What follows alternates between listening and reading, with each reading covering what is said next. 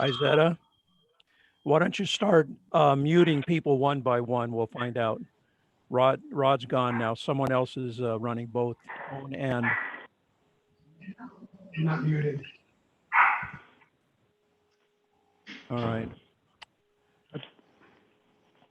Now we're getting no feedback. Okay, so we're okay. Let's wait until Rod comes back on, and then I'll help him get the settings.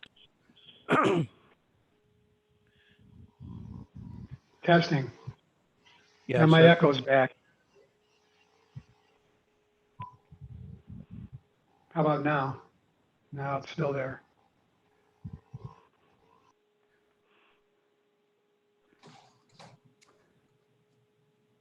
Okay. It's gone now, right? Yes. Okay. I unmuted everybody, and by doing so, I unmuted Rich's laptop. So now we're back. All right. And I have no Rod. He's re-signing in. All right. So now I need to do this back end stuff. So I have to disappear for a minute. All right.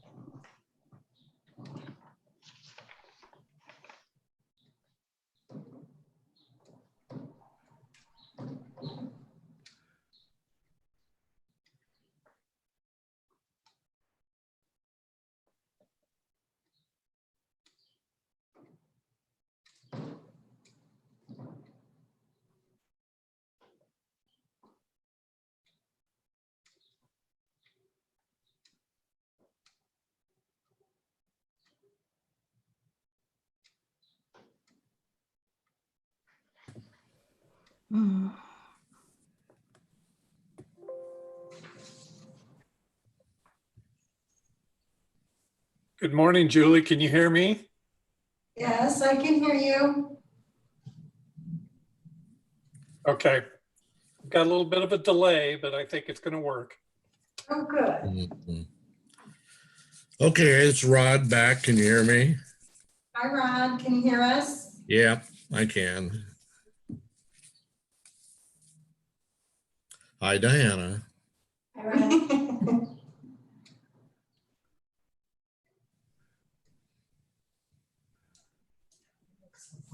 I know. We should scoot out.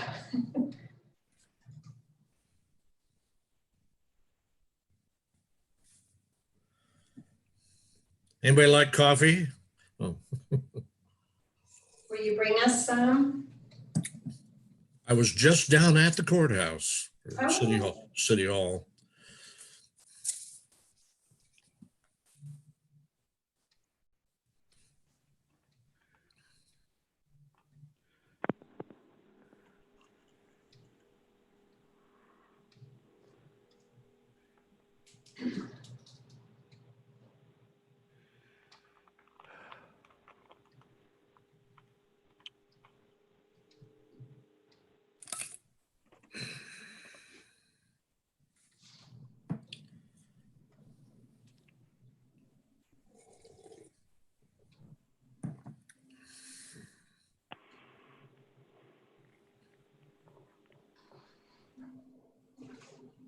All right.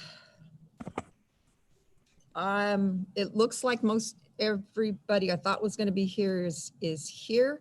So Mayor, whenever you are ready, you can start. Okay, I got 11:59, so Okay. I'm,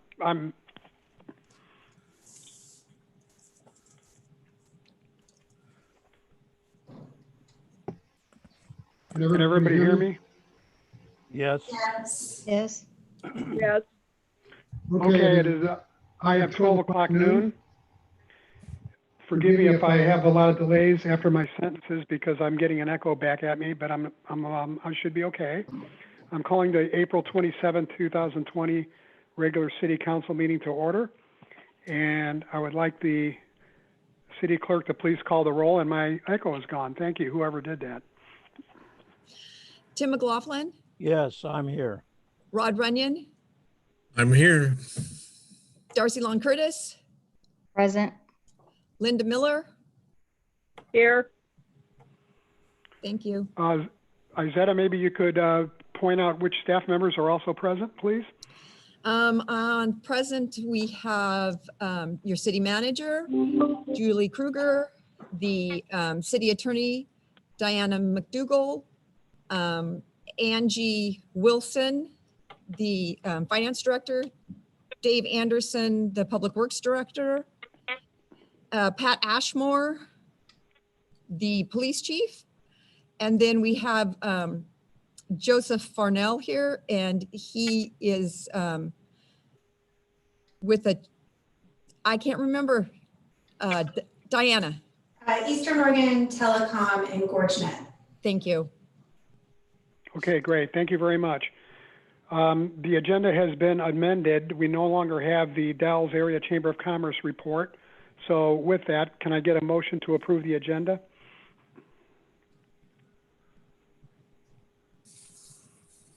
I'll move to approve the agenda as presented. Thank I'll you, second Linda. that. Thank you, Darcy. It's been moved and seconded to approve the agenda. Is there any discussion? Hearing nothing, all those in favor of the motion, please say aye. Aye. I, Aye. Okay, motion carries. Next, I want to discuss some guidelines were recently set out by Zeta regarding Zoom guidelines. I'm not going to be able to see who holds up any kind of signs because some people I can't see some people, and I can only see 4 people at a time. But does anybody have any questions or comments about those guidelines? So if you can't see Okay. people, how do you want us to handle that? Just speak up, and I'll recognize the first person I hear. Say our name before we talk. Thank you. Yeah. Okay. Okay, next we have the city manager's report. Julie? Thank you, Mayor. A couple things I just was going to give you some information. We are working on transition planning on how we will get back to work and in what phases. We're going to have a meeting Wednesday morning with all the management staff and just be talking about it so that when the time does come, we will be prepared. And also this week, I will need to extend our emergency declaration for the next 2-week period. So I'll send out a press release by Friday. Friday's the deadline. So we'll have another 2 weeks. And then I wanted to talk with you just a little bit about the budget to let you know that we are experiencing quite a bit of reduced revenue in the current fiscal year and proposed in the next fiscal year due to no transient room tax revenue. So I had a long meeting with the finance director on Friday, and she is preparing a spreadsheet that we will get out either today or tomorrow to the city council and the budget committee to explain to you how we will correct the current fiscal year budget. And then I have a very long list of cuts that I've been proposing to you in that spreadsheet for the upcoming fiscal year, as well as I've asked the finance director to prepare a special line item for economic recovery where we will go ahead and move some funds into that line item so that when the budget gets approved, we will be ready to go. We don't know what that help is going to look like yet, But when we do know, I'm working with the chamber right now on some criteria on what businesses will need. At least we'll be ready to go financially without having to go back and do an amended budget at a later time. So we've been working really hard on that. We'll get that information out to you in the next day or two. That concludes my report. So we'll get that information before Monday the 4th, which is when our budget committee meeting is? Yes, hopefully today, if not tomorrow. Mhm. Okay. Does anybody have any questions for Julie? Okay, thank you. City Attorney's report, Diana? Just following everything COVID, all of the legislative issues that have come up to address issues such as public meetings, hearings, budget committee. The governor did provide some guidance to local municipalities and jurisdictions about a week ago, which was helpful, especially in light of the fact that budget is upon us. So essentially that executive order says that it's so long as her stay home, save lives order is in effect, we will be able to conduct public meetings remotely, just like we're doing so here today. Another issue I'm watching is the federal aid package, the $2 trillion in federal aid coming to the states. It's not clear for smaller jurisdictions what will exactly be seen from that. That will be decided at a state level, is my understanding. Jurisdictions with more than 500,000 people, such as Washington and Multnomah County, there's clearer guidance for them. But for us, we don't know. The Association of Counties and League of Oregon Cities is working collaboratively to communicate with the state regarding that issue. So I'll keep an eye on that. And that's what I have for you for today. Thank you, Diana. Does anybody have any questions for Diana? Okay, city council reports. So I'll just go alphabetically. We'll start with Darcy. Darcy? All right. I participated in the Q Life meeting recently, and that's on our agenda later. Joseph Fresnel will be talking about that when he talks to us about approval of, anyway. So just that Q Life is going to partner with them, and we've discussed it as a group, and I just want the city to know that that I did support Q Life's support of this project. I also participated in the community outreach team meeting, just catching up on what's going on around the most things around COVID-19, of course, how the port's going to come back, that kind of thing.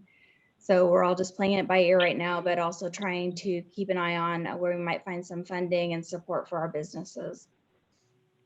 And then I've been involved with the local COVID-19 response, specifically trying to find some short and long-term response for our unhoused population here in the Dalles.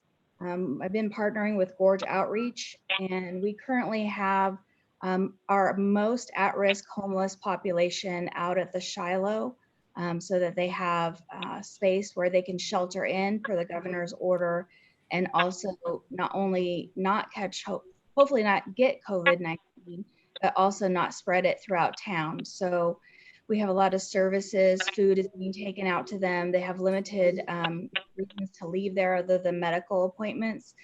So it's been a really great way to help them keep isolated and keep well. Our primary funding that came through the state was designed to end at the end of April. And we were able to stretch some of that out by partnering with DHS and Center for Living and some other groups. So we're anticipating that we'll be able to go through the first week of May. There's been quite a bit of fundraising out of the Hood River side, and that is also helping us extend our services, but we haven't really had too much positive response from here in the Dalles and Wasco County. And I'm also, along with that, I'm on the Human Services Subcommittee, and then that I also participate in the Unified Commands Tactics meetings. And that's my report. Thank you. Does anybody have any questions for Darcy? I have one. Darcy, you talked about fundraising. How much is coming from Hood River as a percentage of the DALs? I don't know what the do you have any idea? percentage is. So we initially got a $150,000 grant from Community Action, came through Community Action Programming of Oregon. Our local CAP office didn't apply for the funds, and so they approached a group in Hood River. And that was around the same time that I was trying to do something with the shelter here in order to keep people safe. And so they invited me to join, and they altered their request and added a shelter in, which didn't end up panning out. But we were able to get funding for Hood River, Wasco, and Sherman counties. And Providence Hospital has contributed quite a lot. I think just right under, well, I better not say, I don't have it in front of me, but more than $10,000 toward this. And we also had a fundraiser online that was mostly aimed at Hood River because their shelter coordinator put that together. That's a paid position, and I'm just a volunteer. But I'm planning to do one that'll be a Facebook fundraiser for here locally. We don't anticipate that that would earn more than $4,000 or $5,000. Okay, thank you. Mhm. How about you, Linda? I attended the quarterly household hazardous waste and recycling meeting on the 22nd. And what we did was pass the budget for 2020 and 2021. That's the end of my report. Thank you, Linda. We'll go to Rod. Okay, well, just real short. I also attended the Q Life meeting, and my take on the meeting was a little different than Darcy's, but we can talk about that later on. Anyway, that's really all I've got. Okay, Tim. I attended the airport meeting, virtual meeting, and the topic is on this agenda for approval of a project at the airport. It is Gorge Networks is expanding telecommunications, and there was a report on the expansion of the tarmac in front of the terminal. So those two things will show up. Other than that, I've been hunkered down like everyone else. Okay, Tim. As far as my report goes, I also attended the community outreach team meeting on Friday, and I participated in numerous conference calls with the hospital, the League of Oregon Cities, and the governor's office. And that concludes my report. Anybody have any questions? Okay, we'll move to the consent agenda. We have two items on the consent agenda. Approval of the March 20th emergency city council meeting minutes, and also approval of the April 1st city council minutes. Is there anyone, I'm asking for a motion to approve the consent agenda and the minutes. Mayor Mays, Yes. there was a typographical error in the April 1st minutes that listed Wasco County instead of Klickitat County. That was brought to my attention, and those have been fixed. So that is what you would be approving. Okay, thank you. Do I hear a motion to approve the minutes and the consent agenda? I'll move to approve. I'll move Linda? to approve. Yes, No, go ahead. I was just recognizing you. okay. I'll move to approve the consent agenda as amended. I'll second that. Okay, it's been moved by Linda, seconded by Darcy to approve the consent agenda. Is there any discussion? All those in favor of the motion, please say aye. Aye. Aye. Aye. Well, I heard three. Rod? Said aye as well. Okay, great. It passed unanimously. Thank you very much. Next, we have item 9A, which is award of a contract for the West 2nd Street, Cherry Heights intersection improvements. Would that be Julie or Dave? Is Dave on the line? Yep, he is now. Dave, can you hear us? I am. Can you hear me? Okay. Yes, do you want to give us your Yes. staff report? I will. Thank you. Good afternoon, Mayor and members of council. I hope you can hear me okay. This is Dave Anderson, Public Works Director. We can hear Council you will fine. remember that back in September of 2019. I'm sorry? I said we can hear you fine. Sorry about Anyway, that. back in September of Okay, thank you. In September of 2019, staff presented to City Council a report that was completed by Kittleson Associates that evaluated both the functionality and the safety issues associated with the West 2nd and Cherry Heights intersection. That report presented a number of alternatives to improve the situation there, and staff presented to council the selected alternative to be implemented. Council adopted that report as an amendment to the city's transportation system plan, which allowed us then to use transportation system development charges to pay for an improvement project. Since then, staff has completed the design of the project. Through the design and some value engineering, it was determined that it would be desirable to repave that portion of the street prior to constructing these improvements to get the greatest life out of the improvements. It was also determined that it would be beneficial to add some pedestrian safety improvements at the same time, including crosswalks, rectangular flashing beacons, and a radar feedback sign for the off-ramp from the freeway as it comes down to 2nd Street. The project was put out to bid. We did receive 2 bids. The lowest bid received was from Crestline Construction in an amount of $333,807. We do have funds available within the current budget. We have $696,042 that were allocated for transportation SDC eligible projects. And so those funds would be used to pay for the project. And with that, staff is recommending that City Council move to authorize the city manager to enter into a contract with Crestline Construction for the West 2nd Street and Cherry Heights Road intersection improvement project, contract number 2020-001, in an amount not to exceed $333,807. That completes my report. Thank you, Dave. Does anybody have any questions for Dave? Is I take it all the engineering has been paid off and on this project, Dave? Is the engineering? We did all the engineering in-house, so there were no engineering costs. Great. Okay, any other questions? Okay, do I hear a motion to approve the contract? Mayor Mays? Yes, Tim. All right. Is that Tim? Yes, it's Tim.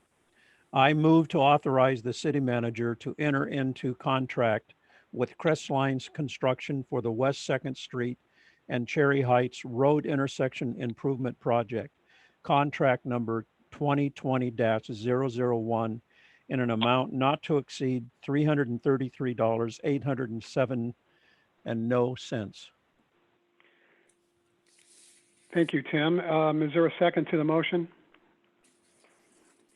This is Darcy. I'll second that. It's been moved by Tim, seconded by Darcy to approve the contract with Crestline. Is there any more discussion or questions? Okay, all those in favor of the motion, please say aye. Aye. Aye. Aye. I hear unanimous consent. Thank you very much. And I'd also like to compliment Councilor Tim McLaughlin for his pushing this project along and his being on board with this from the beginning. Thank you, Tim. Okay, next on the agenda is item 10A, Pacific City Cherry Producers lease revisions. Is this Diana or is this Julie? Diana, it's me. My understanding, I have been working with Aaron on the lease revisions. The underlying lease was executed in October of 2019, if I recall correctly. And just as Jean was leaving, some amendments to the lease came over to us. And Just to summarize those amendments, there was an amended legal description relating to the binding site plan that is included in the packet. Amended term, the original term was 10 years. In the amended lease, the term will be 12 years, 9 months. The tenant is now waiving financing contingencies. My understanding is the tenant has secured financing, so that contingency has gone away.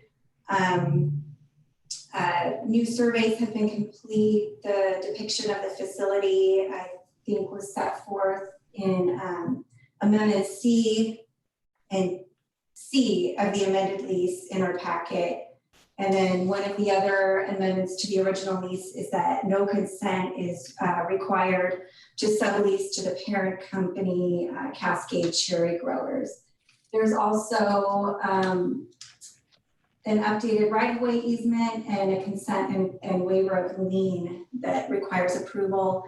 I believe the airport board approved these documents on April 17th at their board meeting.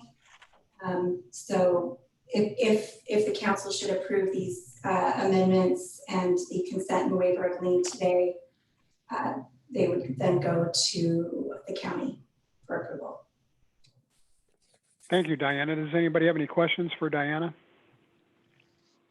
Mayor Mays, Erin is Rasmussen, the manager of the airport, just logged in. If you had any questions for her. Hello, Erin. Do you have anything to add? No, I think Diana covered most of it. So there's just the amendments to the lease. And then also we needed to update the easement right away for utilities in the business park and the updated binding site plan. So it's kind of all one. Right. Okay. Any other questions for the staff? Yeah, Linda has a question. Go ahead, Linda. So where does Oregon Cherry Growers play in this?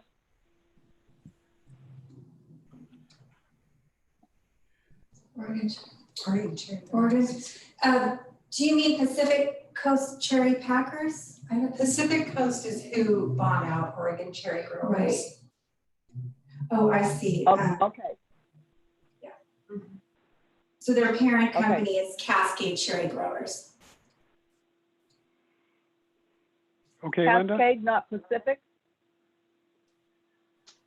So Cascade Cherry Growers or? Yes, Cascade. Pacific? So who's the lease with? Pacific Coast Cherry Growers or Cascade? It's with Pacific Coast Cherry Packers. The underlying lease did not provide for any sublease whatsoever. One of the amendments to the underlying lease would permit Pacific Coast Cherry Packers to sublease to their parent company, Cascade Cherry Growers. Okay, got it. Any other questions for the staff? Do I hear a motion? Okay, this is Linda. A move to approve the Pacific Coast Cherry Packers lease revisions, updated binding site plan, memorandum of lease, consent and waiver of lien, updated right-of-way easement contingent on approval by Klickitat County. Thank you, Linda. Is there a second to the motion? I'll second. Tim McLaughlin. Okay, it's been moved by Linda and seconded by Tim to approve the lease revisions. Is there any more discussion? All those in favor, please say aye. Aye. Aye. Aye. Okay, it's been unanimous to approve. Thank you very much. Finally, we have item 10B, a special ordinance granting a non-exclusive franchise and right to Gorge Net. And would that be Diana as well? Yes. I have, as a preliminary matter, a change is required to section 19 on page 9 of the special ordinance. The effective date will be May 27, 2020. So I believe Izetta has made that revision, but in your packet you may have seen an incorrect date. I think it said February of 2020. May 27 of 2020 would be the effective date. I've been working with Joe Fresnel of Eastern Oregon Telecom on this franchise agreement. The agreement, I'm sure you noticed, is with GorgeNet. That's because Eastern Oregon Telecom has merged, as I understand it, with GorgeNet, making GorgeNet the parent company. And I think Joe is on the line. Are you there, Joe? Yes, I am. Do you have anything you'd like to add? Well, thank you for having me, Mr. Mayor. Julie and Diana have both been very easy to do business with, and that's always a pleasure. So to be clear, Gorge Networks and Eastern Oregon Telecom have merged under a parent company, Blue Mountain Networks. And so I am the president of Blue Mountain Networks and still the president of Eastern Oregon Telecom. Dan Bubb is still the president of Gorge Networks, so he falls under that umbrella of Blue Mountain Networks.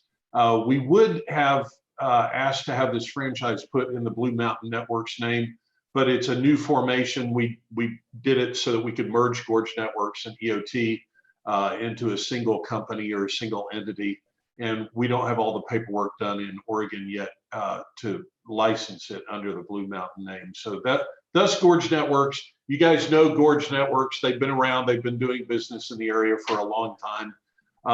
And I'm not sure if you're all aware what we're hoping to accomplish, but we're asking for the franchise for the purpose of building a 450 home fiber to the home test.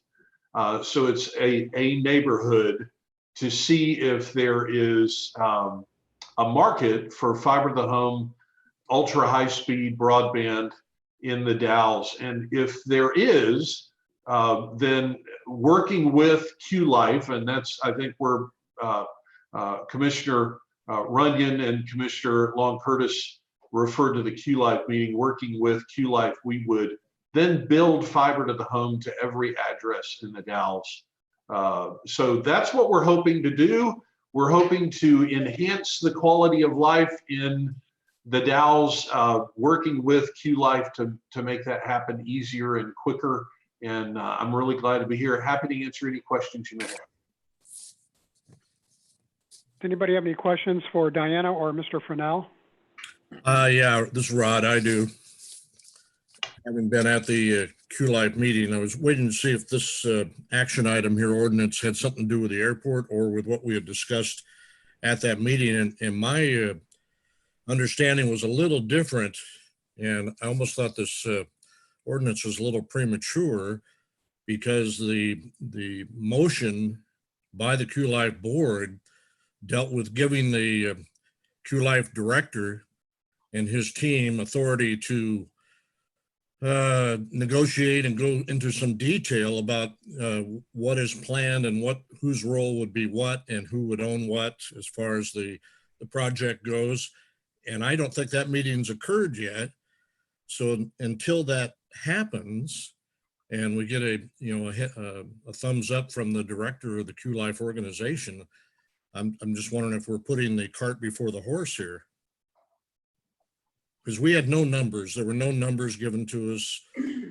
We had no written information about exactly how this would work, who would own the, what do you call it, the main line, and then the residential. Would it preclude other companies from being involved, from hooking to the backbone or whatever you call it? I don't know the right term, that kind of thing. And those were to be worked out. That's the understanding I had in our vote. And that they would get back to the Q-Life board. If I'm wrong, that, Darcy, please correct me, but that's what I heard. Well, I had to jump off at the 3-hour mark because I had to get on to another call. So it's true, I did leave partway through the executive session. I guess, Rod is always good at thinking through these things and I value his input. The question that I would have is what's happening with Q-Life and that negotiation for that piece of it. I think it's separate from whether or not we're going to approve the franchise right. And so I mean, maybe Joe wants to speak to that, or if you have a response to that, Rob, but I think they're two different things. I mean, we can grant them a franchise right. And if they don't go through with Q Life, I mean, what I heard them say at the Q Life meeting was they were going to go ahead anyway with or without Q Life. So. Mayor Mays, may I respond? Yeah, is that Julie? Yes, thank you. I did want to let the council know that when we started these negotiations, I did have a email conversation with the Wasco County Administrator, Tyler Stone, who's also the Q Life Administrator. And I feel like I have the green light from him. And as Councilwoman Curtis just stated, this is a separate activity from Q Life, but they are well aware that this was happening and that we were working to give them the franchise. So the staff recommendation stands to approve the, to approve this? Yes. In tandem. Okay, Rod, I think the staff is recommending approval, and would you feel more comfortable delaying this for 2 weeks until this can get cleared up in your mind, or do you think we should, are you okay with proceeding? Well, again, my concern was that working a partnership on, what do we call, I don't know the term. Joe helped me out here with the main line, and then there's a separate issue of going to the individual homes, and not what the board didn't want to preclude other companies from being able to, bid on those actions with our community customers. And so I don't know, I think I'm going to have to abstain if we're voting on this today, and because I just don't feel like I'm clear on what the information is. But Joe, I'd like to hear more. Sure. So, and Mr. Mayor, thank you. And Commissioner Runyon, I understand we really do have two separate issues here. So the franchise grants Gorge Networks the ability, a license to do business and build infrastructure in the right of way, just like CenturyLink or Charter or anybody else in the city of the Dalles. So that's what we're dealing with today. And I'd prefer not to delay that because we have a pretty tight construction window this year, and delaying it even a couple of weeks could cause us issues with our ability to construct this 450 home beta test. How we partner with or work with, whatever the word is, and I know that there's some legal ramifications to partner, but ultimately we would love a public-private partnership of some sort with Q Life, and those details still have to be worked out. And okay, and so they're two different issues, and one doesn't stop or influence the other than if we delay this, it would be an issue, I think. So, okay, I'm good with that, Joe. Thank you. Yes, sir. So this issue, Joe, deals with the non-exclusive right to dig in the city's rights of way, whereas the other issue dealt with Q Life exclusively. Yes. Yes, sir. Okay. You mentioned a 450 home, like a test case or did I hear that correctly? Yes, sir.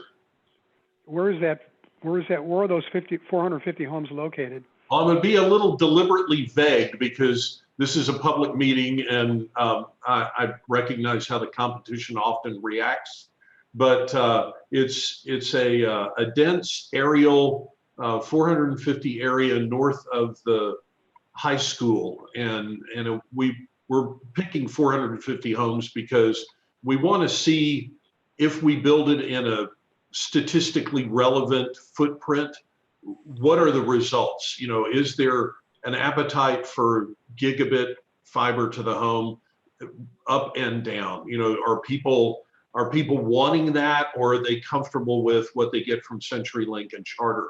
And so we don't want to commit to building the entire Dalles footprint until we really know what are the people in the Dalles going to want.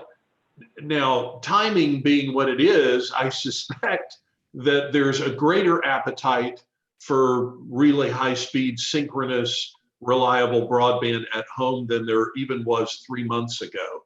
So, you know, I see Commissioner McLaughlin wants to ask Yes. a question as well, but that's our intent, is to test this out in a statistically, boy, now I wrapped my tongue around that one, didn't I? Statistically relevant footprint, so that we can see what it looks like if we invest, you know, several $1 million and build fiber to the home in the entire Dallas footprint.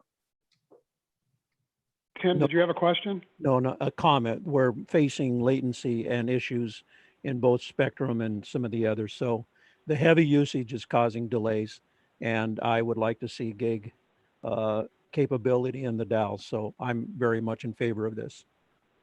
And I just want to clarify, only because Joe first gave the direction, it's not north of the high school, it's south. I'm sorry, it is south. I mean, you know, they're probably all wondering, like, where are there 450 homes? I was thinking that. Thank you. Being a former military officer, I'm really embarrassed. Right. I did that. Sorry. You're exactly correct. It's south of the high school. While it's uphill, I make the same mistake all the time. Uphill, thank you. And the word I was looking for when I was talking was middle mile, I guess was the thing we were talking about at Q Live, and how that was going to partner. And so I'm good with this this piece here. Take your shovels and dig holes. Thank you, sir. Okay, any other questions or discussion? None. Yeah, this is Linda. I'd like to make a comment. As Go ahead. a residential customer of GorgeNet, I would hope for any kind of improvement. I'm having to punch in between 4 and 5 o'clock in the morning so that I can punch into work. And the internet service has been very spotty, and at some points I give up for the day and punch out. And Mr. Mayor, if I could respond, first of all, so the city manager and the city attorney both have my email address. If you want to email me directly, I'll personally look into it. One of the reasons that we've acquired, merged, you know, however you want to look at the EOT Gorge Networks coming together under the Blue Mountain Network name, is we're hoping for efficiencies of scale so that we can move away from some of those borderline delivery mechanisms and really focus on fiber to the home. And we couldn't do it. We were too small individually. Together, we've got a lot of efficiencies of scale, and we brought in some additional partners. So our goal is for that kind of comment to be a thing of the past in the very near future, and for folks to really, really be excited about what we're doing. Just as a quick preview of that, we just finished fiber to the home in Weston, Athena, and Adams, 3 wheat farming communities halfway between Pendleton and Milton Freewater. And those folks went from what you're talking about to now service where they don't know how they did without it before. And so hopefully comments like what you've got will be a thing of the past. But get me your information. I'd be happy to look into it and see if there's something we can do to improve your service, Commissioner or Council. Well, I understand that there is a whole lot of use of the internet now, more than there ever has been, and I've never had any trouble before.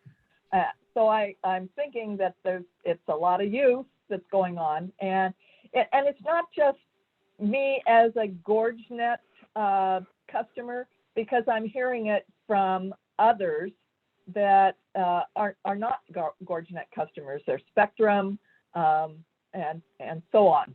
So it's not just. I just think that if something like this happens again, we should be able to have better internet service. Yes, ma'am. So this is Darcy, and I guess how non-technical people can think about it, because I'm non-technical at Q Life, is what we're talking about is the hardware. So we're, fiber is the best right now, and so that's going to carry the internet signal in. what we have right now doesn't carry a good signal in. So GorgeNet can't give you a good signal out, and it can't handle the loads that we have right now. But fiber is a huge improvement, and that's why we're investing in it. And those other companies that are doing their own bringing it in, but Q-Life brings in the middle mile, like Rod was saying, and we're the backbone. And this will, this is a non-exclusive agreement that would allow other people to also compete with GorgeNet if they wanted to. But GorgeNet is investing quite a bit of money into our community, trying to get us a better service. That's the point. Thank you. Is there any more discussion or questions? None. Okay, I'll entertain a motion to approve the special ordinance. This is Darcy. I'll move to adopt special ordinance number 20-586, granting a non-exclusive franchise and right to Gorge Networks, Inc. to construct, operate, and maintain telecommunication-based service facilities and to occupy city rights-of-way and provide telecommunication-based services in the city of the Dalles. This is Tim. I'll second it. It's been moved by Darcy and seconded by Tim to approve the special ordinance. Is there any more discussion? All those in favor of the motion, please say aye. Aye. Aye. Aye. Okay, I hear unanimous approval. Thank you very much. Thank you, Mr. Fresnel, for joining us. Thank you, Mr. Mayor. Thank you, Joe. Okay, is there any other business to come before the city council? I just have a question, not about any of the things that are currently on the agenda that I'd like to just put out there, and it doesn't necessarily have to be discussed right now, maybe offline, but historically, the Dalles City Council meetings have been at 5:30 and the public is used to that. And I think that's been for decades and decades. This was not listed as a special meeting or workshop or anything like that. And maybe there's a good reason why we're not having them at 5:30 to at least have some semblance of normalcy to the general public that is used to that time frame. So I'd just like that to be discussed by staff. If there's a good reason for it technically or something else, I'm all good for that, but I have not heard anybody discuss why we've made this change to noon. And is that going to continue after, all the craziness is over, or, Can I say something? Yeah. Julie? Yeah. The reason for the noon in my mind, it was because we were really testing this new technology and is it going to work? And I wanted to be honest, I wanted to be fresh and be able to really think through it and know that we were doing the very best that we could for our public. The next meeting that is scheduled is May 4th, is the budget committee meeting, and that is at the normal time of 5:30. And that's why this came up in my mind, why was that at 5:30 when it's not the regular city council meeting? So anyway, the point to me was that, this is the mayor's meeting, and he didn't know why we were doing it at noon either. So I just thought I'd bring it up, but I appreciate that. And hopefully we, in the future, can go back to 5:30 for our regular city council meetings. Julie and Izetta, this is the mayor. If would you like to commit that our next meeting will be at 5:30, or do you want to keep it open and discuss it further? This is Julie. I'm fine. I think moving it to 5:30, as long as I have an opportunity to circle back with the city clerk and make sure she's comfortable that we have all our bugs worked out. I think by the time we have our budget meeting next week, we'll be good. And then our May 11th council meeting, which would be our next regular council meeting, can be at 5:30 again. Okay, and that would be May 11th, right? Yes. Okay, thank you. Okay, thanks for bringing that up, Rod. Just a question. Okay, Either way was good. I just think we should mention it. Okay, is there any other business to come before the council, or any other comments, questions? Hearing nothing, I hereby I am adjourning this meeting. Thank you all very much. Thank you. Red Dog Charlie over and out.